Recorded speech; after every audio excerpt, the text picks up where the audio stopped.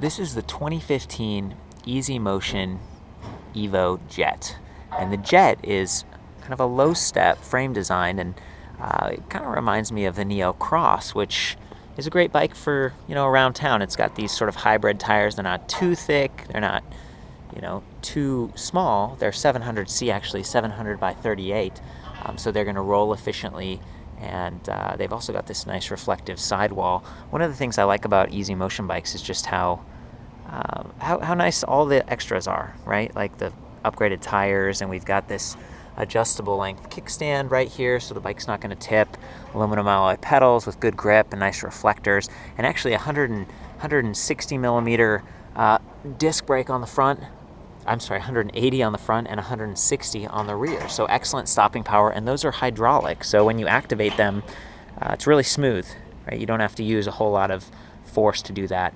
Nice ergonomic grips, and this, it's sort of a basic suspension fork by SR Suntour. It does have lockout, and it's got about 63 millimeters of travel. And this bike is available in two different sizes, like 19-inch and 21-inch. So even though it's sort of a low step, which might be easier to mount, and I think initially it was kind of geared towards like a female demographic, now it's going to be able to accommodate a wider range of people. I don't think the Neo Jet did that. One of the other things that I like about most of the Easy Motion bikes is that they've got these nice bosses here on the seat stays, and you can see that it'd be a lot easier to add like a rear rack right there.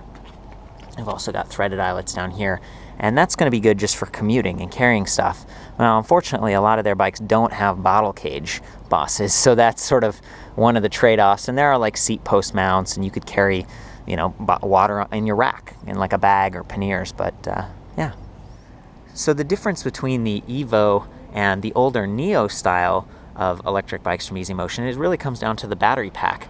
On the Neos, you always had to take the battery pack off to charge it, and that meant, kind of like laying it on that nice polished surface. It's about a $3,000 electric bike, so you might keep it inside. Well, now they've got this extra charging port right on the frame, so you can take the battery off if you want. That makes it lighter, makes charging a little easier if you're parking the bike in the garage, or if you're someone like me, you bring it inside, well, now you don't have to take the battery off. I'm gonna go ahead and take it off just to show you. The battery pack here is about 5.5 pounds. I weighed it earlier, and it's got this cool LED sort of level indicator, so you can press that and see that, hey, we're almost, it's like 3 out of 5 LEDs light up. It is a 36 volt, 11.6 amp hour battery. And there's that charging port that I was talking about. Same kind of little circle like on the frame. So really cool, and just very compact, beautiful looking. Like, that's one of the coolest things about the Easy Motion bikes, is that they're made by, the parent company is BH, and they've been making bikes in Spain for over 100 years. And they're bikes first kind of a company, and then they've brought in electric in a way that's really seamless. It looks beautiful, it's well balanced. And I did weigh this bike earlier. It might vary a little bit depending on which one you get. This is the medium 19-inch frame, but it weighed about 52.5 pounds. So again, the battery 5.5 pounds, and the overall weight 52.5. The motor on this thing is a Dapu geared rear hub motor, and it offers 350 watts of output, nominal. So that's kind of like the average, how much you're going to get. And one of the other neat things about the new Evo line is that they've got these cool quick release levers, see? So you can kind of pull it out like this, and kind of use this as like a tool to take off the rear wheel if you need to. Let's say you're out and about and you get a flat. Well, you might have brought an extra tire tube with you, and you can take the bike tire wheel off yourself without any tools, which is cool. And then there's a quick disconnect right here. The other cool thing about this year's version is that the power cable comes out sort of the side of the motor here. Before, it came out the axle, and it was exposed more to, like, if the bike tipped, the cable could get, it was more exposed to impact. So very cool stuff. It does bring a little bit of weight towards the rear end of the bike having a hub motor, but it's very zippy, and I like the fact that this has both twist throttle and pedal assist modes, which I'll get into in a minute. Of course, we've got the quick release seat post right here. We've also got a quick release front wheel, so all the stuff that you'd expect from like a bicycle, and it's nice to have it on an electric bike. It's cool chain slap guard right here, neoprene, and an 8-speed cassette in the rear, Shimano Alivio. So pretty decent components. I'd say, you know, like it's not the lowest end that Shimano makes. Again, with those nice pedals, and then we've got the Altus derailleur in the front. So 24 speeds total. That's a lot of range in terms of pedal cadence. You could pedal slow and feel pretty good, or you could pedal faster and, you know, whether it's climbing or reaching higher top speeds, this is going to be a good around town kind of bike. And because it has that suspension fork, it's going to feel okay. You know, again, these narrower tires, they don't absorb a whole lot of bumps, but they're more efficient. So those are the kind of things that are going through my mind when I was testing this bike out. The display itself is really cool because it's removable. You can kind of like pop it off like that. So if you park this at a rack, you know, almost just looks like a normal bike. Then you bring that in with you so no one tampers with it. And again, because the pack locks to the frame, you don't have to worry about theft as much.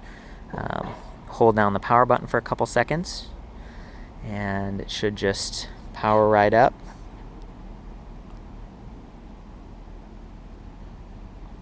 There we go. So the battery's flashing and it's measuring how much capacity is left. So we've got 4 out of 5 bars here. Got your speedometer, miles per hour, and then your odometer, how far it's gone, and then your assist level. So we can kind of go down to no assist, but I can use the, whoa, I can use the throttle, make this thing go if I want to, which is kind of cool. Or I can go up to Eco, which is the lowest, most efficient. You're going to get the best range. Standard, Sport, and Boost. And Boost, in my experience, goes even a little bit above 20 miles per hour, but that's technically their top speed on this is 20 miles per hour. It kind of complies with federal regulations and stuff. And that's, it's a good feeling. It's a very zippy bike. I like the ergonomic grips. Again, the rapid fire shifters on both sides. It's a clean cockpit overall. Just a relatively nice bike. And when you are in pedal assist mode, it uses this TMM4 strain gauge, like kind of a torque sensor. So it's actually sensing how hard you're pushing on those pedals, and that's what activates the motor. And that gives you kind of a smoother feeling. Bikes that use a cadence sensor, they just sort of sense like on or off. Are they pedaling? Are they not pedaling? This one, again, it's more fluid, a little bit nicer setup that way. So when you'll notice that we're in pedal assist mode, the throttle doesn't work. So it's kind of all or none. You go down to no assist and the throttle works, or you use one of these 4 levels of assist. Might be time to hop on this thing, pedal around a little bit. Whoa, there we go. It's already kicking in because I'm in boost mode.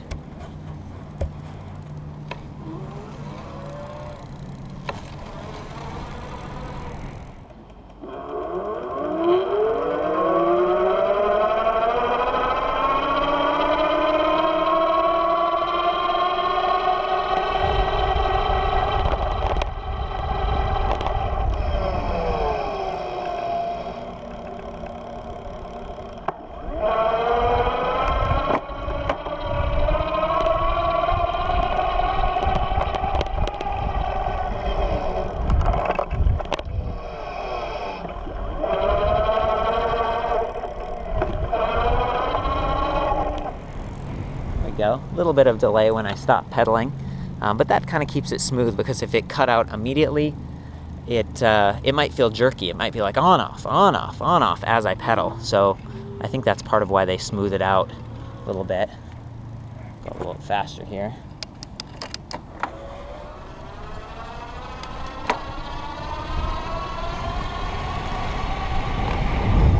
Yep. Pretty cool. Beautiful day. I'm actually at the BH headquarters for North America in Southern California, testing out their different bikes. I was here last time as well, and they've just got a big assortment, you know, big variety, and having that step-through frame for this one, you know, that's cool. It kind of makes it a lot easier to approach. So yeah, that's the 2015 Easy Motion Evo Jet. For more info on this bike, including the specs and comparison with other electric bikes from Easy Motion, I'll see you back at ElectricBikeReview.com.